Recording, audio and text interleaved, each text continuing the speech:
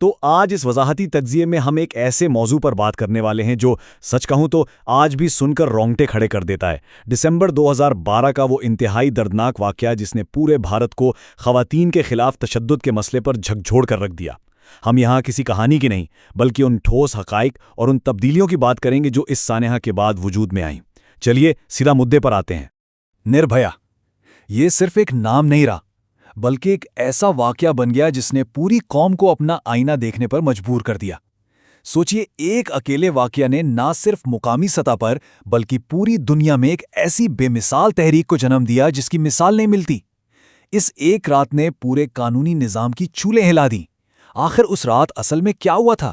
جرائم کی وہ خوفناک رات، 16 دسمبر 2012۔ یہ سلسلہ شروع ہوتا ہے 16 دسمبر کو، جب جوتش سنگھ اور ان کے دوست نے منیرکا سے ایک پرائیویٹ بس میں سفر شروع کیا۔ دیکھیں، شروع میں یہ ایک بالکل عام سا سفر لگ رہا تھا، لیکن بس کے اندر موجود 6 افراد نے جو کیا وہ انسانیت کے نام پر دھبا ہے۔ طبی ریکارڈ دیکھ کر ہی اندازہ ہو جاتا ہے کہ انہیں کس قدر شدید اندرونی چوٹیں آئیں۔ حالات ایسی تھیں کہ 19 دسمبر تک ان کی 5 سرجریز ہو چکی تھیں اور آنتیں نکالنی پڑیں۔ خیر، جب حالات مزید خراب ہوئیں تو 26 دسمبر کو انہیں فوراً سنگاپور منتقل کیا گیا، لیکن تمام کوششوں کے باوجود 29 دسمبر کو جوتش سنگھ اس دنیا سے رخصت ہو گئیں۔ یہاں ایک ٹیکنیکل پوائنٹ اہم ہے۔ بھارتی قانون کے مطابق کسی بھی ریپ متاثرہ کا نام شائع کرنا منع ہے، تو اس قانونی پابندی کی وجہ سے میڈیا نے انہیں ایک فرضی نام دیا، نربھیا، جس کا ہندی میں مطلب ہے نڈر یا بے خوف۔ اور دلچسپ بات یہ ہے کہ میڈیا کی ایک قانونی مجبوری نے اس لفظ کو دنیا بھر میں خواتین کی ہمت اور مزاحمت کی ایک عالمی علامت بنا دیا۔ آگے بڑھتے ہیں احتجاج اور عوامی رد عمل کی طرف۔ ایک قوم کی بیداری۔ اب اس واقعے کے بعد جو رد عمل آیا وہ سچ میں حیران کن تھا۔ احتجاج کا دائرہ اس قدر واسع تھا کہ انڈیا گیٹ اور ریسینا ہل پر مظاہروں کا طوفان آ گیا۔ سوشل میڈیا کی بات کریں تو لوگ اپنی پروفائل پکچرز کی جگہ صرف ایک کالا نقطہ یعنی بلیک ڈاٹ لگا رہے تھے۔ بڑے شہروں میں کینڈل لائٹ مارچز اور کھلے عام بھوک ہڑتالیں شروع ہو گئیں۔ یہ بالکل واضح تھا کہ لوگ اب مزید خاموش رہنے والے نہیں تھے۔ ایک ایسی بیداری آئی جو اس سے پہلے شاید ہی کبھی دیکھی گئی ہو۔ لیکن یہاں سب سے بڑا ٹکراؤ عوام اور حکومت کے درمیان تھا۔ دونوں کے مطالبات اور رد عمل میں زمین آسمان کا فرق تھا۔ شہریوں کا مطالبہ بالکل سیدھا تھا، سخت قوانین، فوری انصاف اور محفوظ سڑکیں۔ لیکن دوسری طرف حکومت اس بھیڑ کو قابو کرنے کے لیے واٹر کیننز اور ٹیئر گیس کا بے دریغ استعمال کر رہی تھی، یہاں تک کہ میٹرو سٹیشنز بند کر دیے گئے اور کرفیو لگانا پڑا۔ یہ اس وقت کے حالات کی ایک بالکل کلیئر پکچر ہے کہ عوام کس قدر غصے میں تھی۔ اب آتے ہیں انصاف کی تلاش، گرفتاریاں اور ان کے مقدمات پر۔ ان 6 حملہ آوروں کا انجام کافی مختلف رہا۔ 4 بالغ مجرموں کو تو پھانسی کی سزا سنائی گئی، بالکل واضح، لیکن بس ڈرائیور رام سنگھ مارچ 2013 میں پولیس کی حراست میں مردہ پایا گیا، جسے جیل اتھارٹیز نے خودکشی قرار دیا۔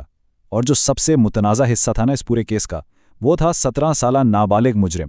اس وقت کے قوانین کے مطابق اسے نابالغ ادارے میں میکسیمم صرف 3 سال کی سزا ملی، اور اس بات نے ایک نئی قانونی بحث چھیڑ دی۔ یہ سارا قانونی عمل لمبا اور کافی پیچیدہ تھا۔ ستمبر 2013 میں نچلی عدالت نے ان چاروں کو پھانسی کی سزا تو سنا دی، لیکن پھر مارچ 2014 میں ہائی کورٹ اور پھر مئی 2017 میں سپریم کورٹ سے اپیلز مسترد ہوتی رہیں۔ بالآخر پورے 7 سال بعد مارچ 2020 میں ان چاروں کو پھانسی دے دی گئی۔ یہ لمبا سلسلہ دکھاتا ہے کہ ایسے کھلی چھوٹ والے ہائی پروفائل کیسز میں بھی انصاف کا پہیہ کتنا آہستہ گھومتا ہے۔ قانونی نظام میں تبدیلی۔ آئیے ان منظم اصلاحات کو تھوڑا قریب سے سمجھتے ہیں۔ غصے اور مظاہرات کو دیکھتے ہوئے حکومت کو فوراً حرکت میں آنا پڑا۔ پہلا قدم تھا جسٹس ورما کمیٹی کا قیام۔ پھر 2013 کا کرمنل لا امینڈمنٹ ایکٹ فوری طور پر لایا گیا۔ مقدمات کو تیزی سے نپٹانے کے لیے 6 نئے فاسٹ ٹریک کورٹس بنائے گئے۔ اور ہاں، وہ جو نابالغ مجرم والی بحث تھی نا، اس کے نتیجے میں 2015 میں جوونائل جسٹس ایکٹ میں اہم ترمیم کی گئی تاکہ سنگین جرائم میں 16 سال سے زائد عمر کے افراد پر بالغوں کی طرح مقدمہ چلایا جا سکے۔ اب ذرا اس عدد پر غور کریں، 80,000، 80,000۔ یہ صرف ایک عام سا نمبر نہیں ہے، یہ ان تجاویز کی تعداد ہے جو عوام نے قانونی ترمیم کے لیے جسٹس ورما کمیٹی کو بھیجیں۔ مطلب یہ اپنے آپ میں ایک بہترین مثال ہے کہ عوام عام طور پر قانون سازی سے کتنی دور رہتی ہے، لیکن اس مسئلے پر لوگ اس قدر فکر مند تھے کہ انہوں نے بڑھ چڑھ کر حصہ لیا۔ تو ان اصلاحات کا عملی فائدہ کیا ہوا؟ گینگ ریپ کے لیے کم از کم 20 سال کی سزا مقرر کی گئی۔ خواتین کے فلاح اور بااختیاری کے لیے نربھیا فنڈ قیام ہوا۔ جنسی ہراسمنٹ کو ٹریک کرنے کے لیے safe city website launch کی گئی، اور سب سے بڑی بات، پہلی دفعہ اعداد و شمار نے ظاہر کیا کہ جرائم کی رپورٹس درج کروانے میں واضح اضافہ ہوا ہے۔ اس سانحے نے خواتین کو حوصلہ دیا کہ وہ آگے آ کر پولیس کو رپورٹ کریں۔ خاموشی کی برف آخر پگھلنا شروع ہوئی۔ لیکن اثرات صرف قانون تک محدود نہیں تھے، معیشت پر بھی گہری چوٹ لگی۔ ایسوچیم کے نمبرز بتاتے ہیں کہ اس واقعے کے فوراً بعد بھارت آنے والی خواتین سیاحوں کی تعداد میں 35% تک کمی واقع ہوئی۔ سوچنے کی بات ہے، مختلف ممالک نے اپنے شہریوں کے لیے نئی ٹریول ایڈوائزریز جاری کیں۔ اس سے اندازہ ہوتا ہے کہ عالمی سطح پر اس سانحے نے کس قدر سنگین تصویر پیش کی تھی۔ آخری حصہ، نربھیا کی میراث، ایک ایسا اثر جو آج تک قائم ہے۔ قوانین تو بدل گئے، پر کیا حقیقت میں کچھ بدلا؟ دسمبر 2014 میں، یعنی سانحے کے ٹھیک 2 سال بعد، نربھیا کے والدین نے ایک انتہائی دکھ بھرا بیان دیا۔ انہوں نے کہا کہ 16 دسمبر 2012 کے بعد بھارت میں کچھ نہیں بدلا، ہمارے رہنماؤں اور وزیروں کے تمام وعدے کھوکھلے ثابت ہوئے ہیں۔ یہ الفاظ بالکل سچ اور تلخ ہیں۔ ایک قانون بدلنے سے راتوں رات لوگوں کی صدیوں پرانی سوچ نہیں بدل جاتی۔ یہ بیان ان تمام لوگوں کی مایوسی کی نمائندگی کرتا ہے جو آج بھی محفوظ نہیں ہیں۔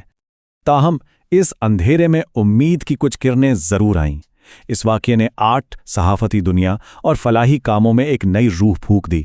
2013 میں پہلی ویمن آف انڈیا لیڈرشپ سمٹ کا انعقاد ہوا۔ متاثرین کی مدد کے لیے نربھیا ٹرسٹ قائم کیا گیا۔ عالمی سطح پر BBC کی ڈاکومنٹری انڈیاز ڈاٹر اور نیٹ فلکس کی Emmy award winning series Delhi crime نے اس موضوع پر عالمی گفتگو کو زندہ رکھا۔ میڈیا نے اس بات کو یقینی بنایا کہ یہ مسئلہ دبے نہیں۔